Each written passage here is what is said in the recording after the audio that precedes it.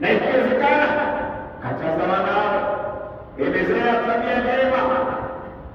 Lakini hao nini wabaya ni kwamba yawezekana mtendaji mwanao na kusema imefikia hadi wabaya. Sasa kama ile hadithi, mazungumzo ya Mtume, maelekezo ya Mtume, Waislamu ni hawa na hawawezi kutekeleza yale. Ndio kama wanapokuwa wameshindwa kutekeleza yale, basi tusubiri kitu na ndio kitu tulichonacho. Hiki tulichonacho ni kwa sababu kama hizo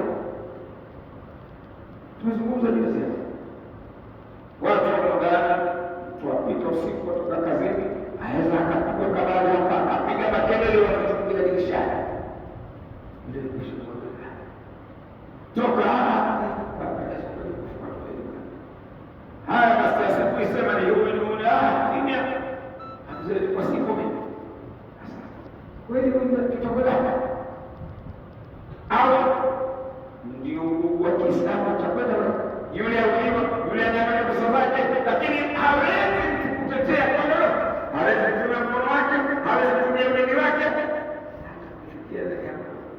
kwamba hawa watu wamefanya hivi, hawezi. Sasa mlango unabakia vile vile, mlango haukapa. Sasa tulifanya Mtume akatuma akuelekeza, maana ndio utakuwa umekaa katika hali nzuri. Watu wasikaa wakaniona jambo wakaniacha. Leo tumesema ndio sisi tunaacha. Sasa ile na kuchukia ni kweli, lakini ama maana wewe mpaka ushike usema, maana uchukia jambo kama hilo. Sasa hiyo mabaya zaidi tunasema sisi hata tukachukia hawa tukakaa pale karibu na askari bali hiyo bwana. Sasa umefanya nini? Ukataza useme na moyo pia unawacheka kama wana jamaa wamechukua chao. Sasa ni jambo la mazoea, hata Uislamu wabakia hapa kazi,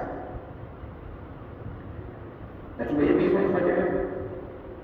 Athari hadithi ya pili ambayo ipo katika kukataza ani Ibn Mas'ud ni ile ambayo imetokewa na Ibn Mas'ud radhiallahu anhu akijulisha anna Rasulullah kwamba Mtume sallallahu alaihi wasallam qala, amesema ma min nabii, hakuna mtume yeyote ba'athahu Allahu fi ummatihi qabli, ambaye Mwenyezi Mungu amepeleka kwa ummati wake kabla yangu mimi, illa kana lahu min ummatihi hawariyuna, ila alikuwa ndani ya ummati wake kuna wale hawariyuna, walikuwa wao wa ashab, na wale masahaba wale ambao anao yeye Mtume, yaakhudhuna bisunnatihi, hawa wote wanachukua mwenendo wa mtume wao, walikuwepo. Wayaktaduna biamrihi, wanafuata amri zake. Tumaina, kisha akwambia Bwana Mtume, innaha, hakika hana shani baada ya hao, takhalafu min ba'di, watafuatia nyuma baada ya kuondoka hawa hawariyuna na hawa masahaba, khulufun, watakuja watu ambao watafuata nyuma, yakuluna ma la yafaluna, watasema yale mambo ambayo hawatendi, wayafaluna ma la yumaruna, na watatenda yale ambayo hawakuamrishwa.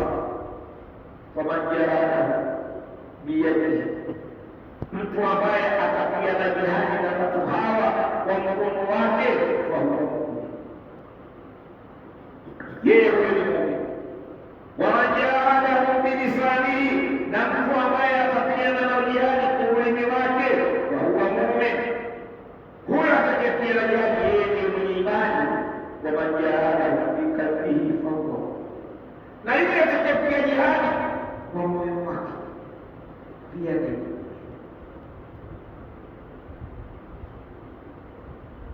hadithi wazi na iko ndani ya wakati sasa, imo ndani ya wakati ulivyo. Bwana Mtume anaelezea kwamba mtume yeyote ambaye amepelekwa na Mwenyezi Mungu Subhanahu wa Ta'ala kuwalingania watu akafanya kazi ile, ndani ya watu ni watu takuwa na watu hawaamini.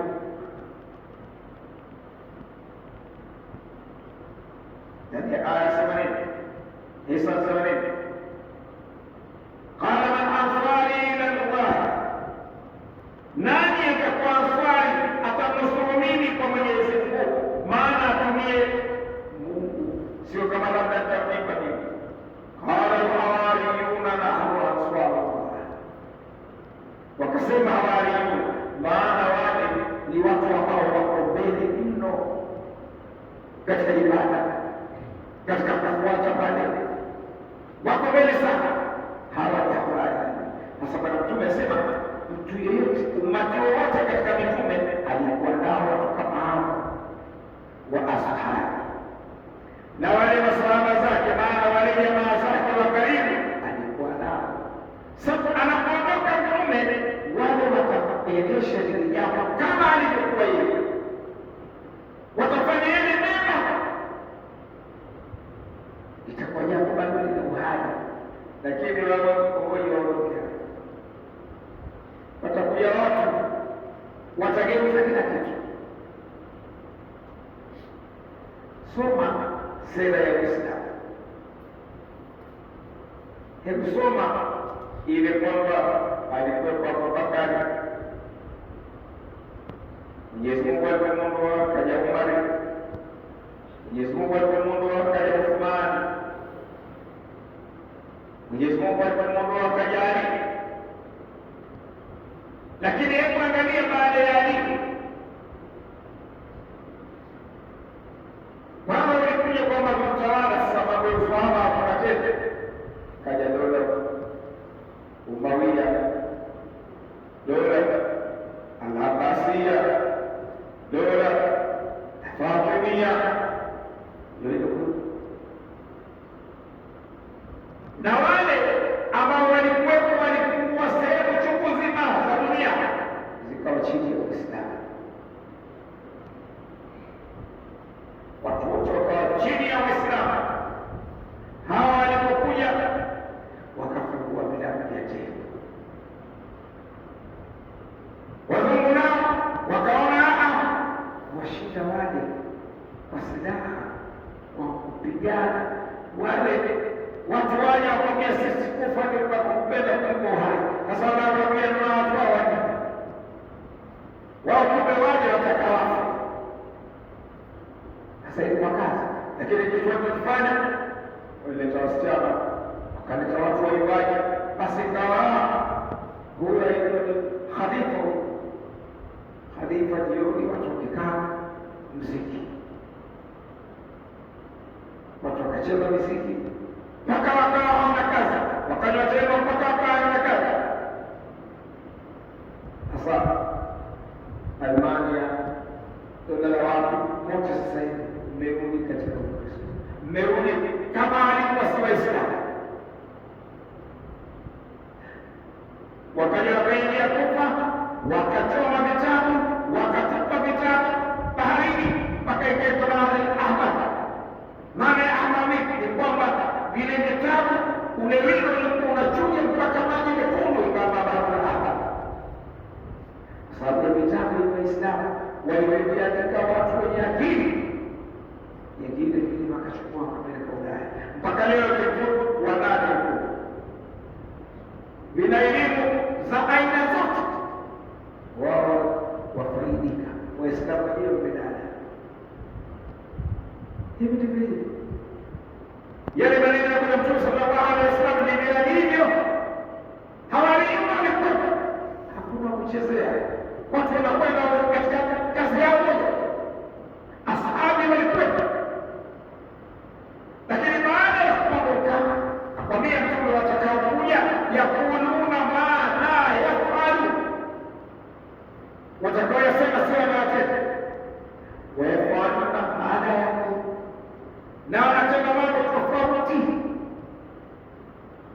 na hivi ndivyo ilivyo, si kama kule ndivyo ilivyo.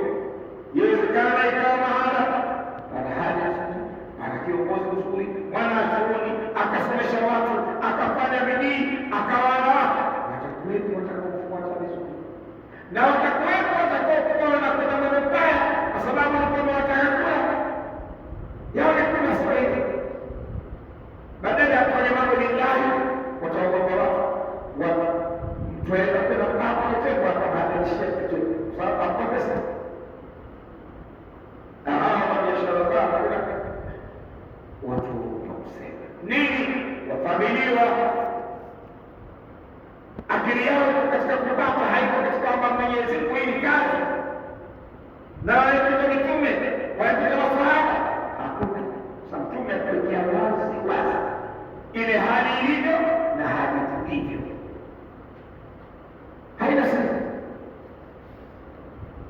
Sawa kwamba ikifikia wakati huu, yule ambaye akawabisha wale, atakataa endelea kwao na akatumia mkono, maana akatumia nguvu. Jamani, wao huyu wafanya hivi baya, maana ana imani kiasi chake na atalipwa kwa kiasi chake. Hapo watakopa na kwenye majukwaa, baba anaweza kutumia halali ni bwana haramu, sharia haiko hivi muumini.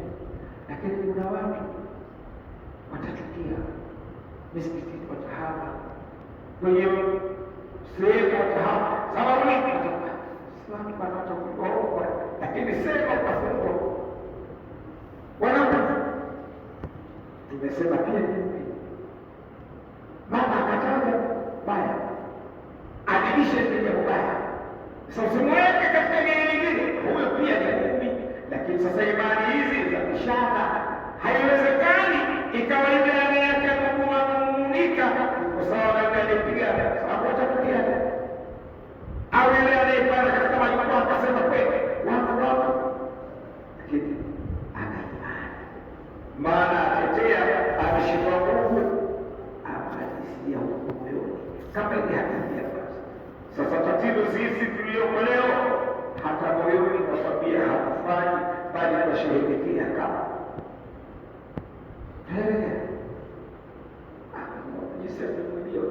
kabisa chake kachukua stedi ile kamchukulia. Sasa wewe unazungumza vitu kwamba wafurahie kile kufanya. Sasa ndio yako. Sasa hivi tunakwambia kwamba umekasirika au tunakwambia kwamba watetea. Una wewe wafurahia, waona raha. Sasa ndio hali tunazonazo leo. Ama hadithi ya tatu anaambiwa baada ya Islam radhiallahu anhu qala, amesema huyo baba,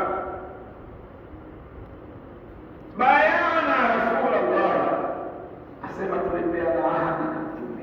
Ile mbaya baada ya kusilimu sisi tumepeana ahadi na mtume sallallahu alaihi wasallam, anasema hiyo kwa vile usuli wa Yesu, kwamba sisi tuingia ndani ya Uislamu sam'an wa ta'a, kila linaloambiwa tumesikia na tunatii, maana tutakaloelekezwa tutakuwa tumelisikia, ndio jambo letu, na tumetii. Tena vilosuli waliusu, ikiwa ni wakati wa dhiki au ikiwa ni wakati wa hali nzuri, sisi tutafanya vita, jihadi kwa namna yoyote.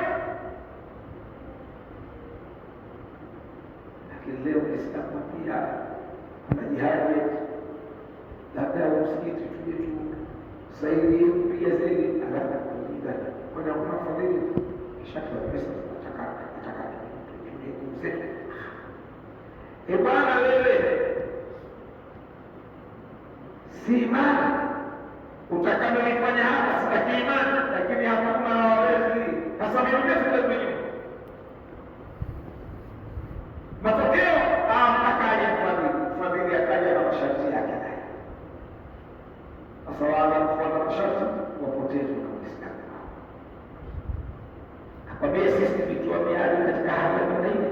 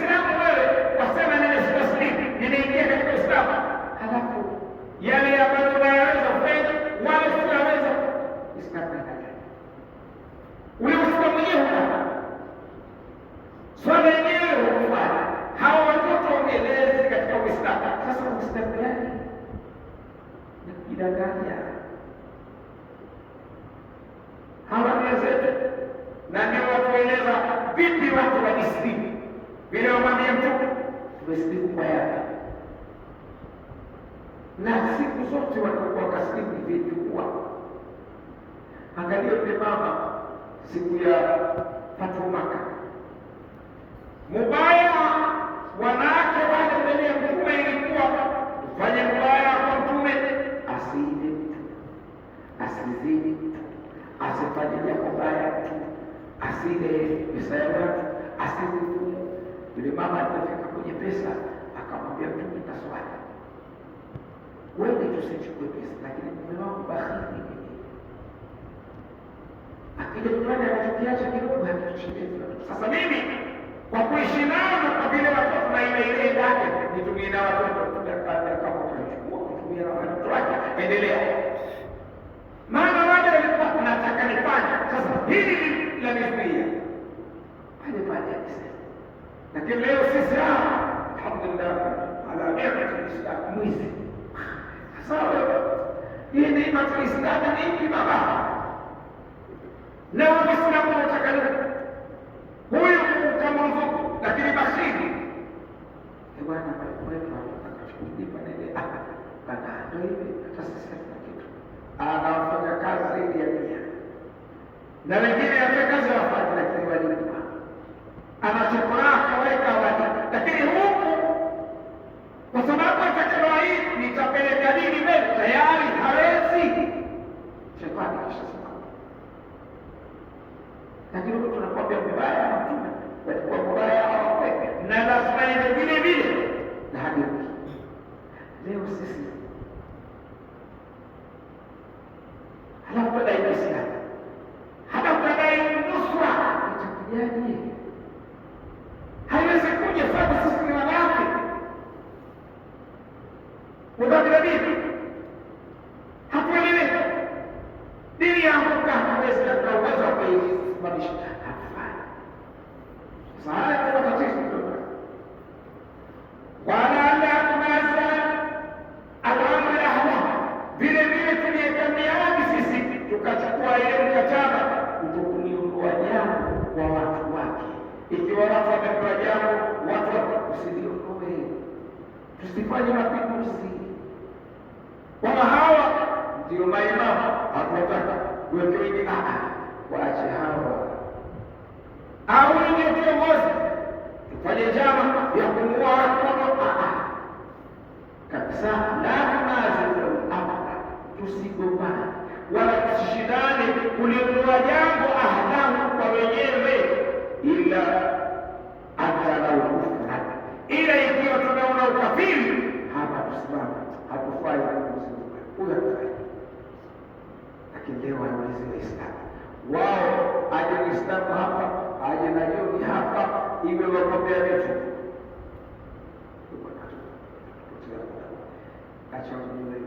na tena waamezana huyo atakupotezea muda huyo. Kwanza wewe muda iko na imamu saa zote takaida hapa kuna maendeleo, lakini yule utakapochukua yule imamu atakusaidia kusema yule. Sasa maana yake nini? Kupeleka nini mbele? Au ndio maana kama fanya kwa mtu wewe usiliondoe jambo, lakini kiongozi Suleiman apeleka mambo sivyo, aachwe. Nakwambia ila maana kutoa si haramu, antara kufra mwendaku mtaona ukafiri tena bawaha dhahiri au leta ile kiongozi muondolewe bila Allah Taala fihi muha tena ukafiri ni kuimisha jambo la Mwenyezi Mungu na kuna dalili zake kwamba hili jambo lina dalili kadha. Kwa nini lisiki? Kwa nini lishwe? Liteteni na kiongozi huyo hawafai. Vile vile akwambia wala an takula bilhaqi aina makuta, tukapeana miadi na Mtume kwamba tutasema kweli popote tutakapokuwa. La takhafu fillahi lawmata laim, asiogope mtu mbele ya Mwenyezi Mungu lawama ya Mwenyezi Mungu. Maana aseme kweli, mwizi nafiki kaiba kafanya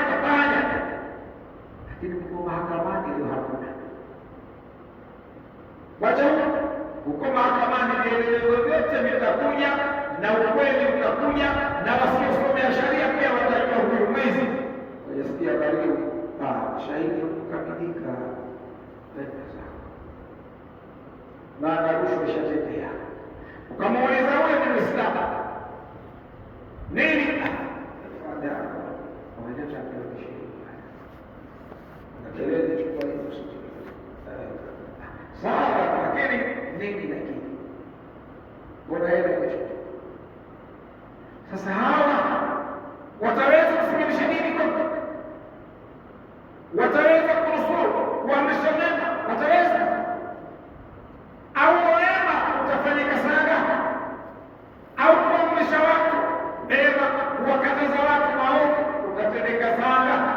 Na aya umeziona, luina alladhina kafaru min bani Israil ala lisani Dauda wa Isa ibn Maryam kanu la yatanahawna an munkarin fa'aluhu. Walikuwa wakatazani yale yote leo yanachukuliwa kwa ummati wa Muhammad, hakuna kukatazana. Na waweza wewe ukakataza akaishamila sawa bure bure na jiendelee na mambo yenu. Sasa kweli kuna Uislamu na ule mmoja kwa Uislamu na alibaidi vipo maneno, lakini atakapokuwa kwa yule kwa nini kukataza mwadawani kasoro haina maana. Sasa haya ndio ambayo yaliyo sasa. Ile dini ya Mungu waamrisha mema kushamuka, basi ukataza maovu kushamuka, basi matokeo subiri matatizo.